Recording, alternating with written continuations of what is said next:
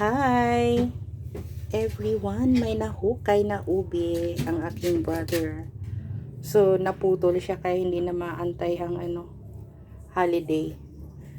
Ilalaga namin siya ngayon and mag-iihaw kami ng isda. Ito yung kaputol niya, oh. Laki. This is 6 kilos. Puti siya na ube. Ganyan siya kalaki. Ayan, oh.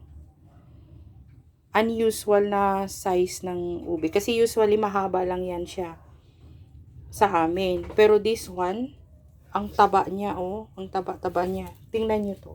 Oh, malaki pa sa kamay ko. Yung lapad niya. Kaya napakaganda ng lupa na napagtaniman. Tapos, ito yung sabi ko sa'yo, usually, ito yun siya. Ay, cooking. Ganyan siya kahaba, oh. Oh. Ganyan. Puti din ito. So, makakatikim din ng ube na tukod. Tukod tong tawag namin sa amin eh. Ewan ko lang sa inyo. Basta yung puting ube na malagkit. So, ayan. Finally, magluluto kami ng ganito. Matching, inihaw na isda at saka kilawing isda. So, abangan nyo yung finish namin later on.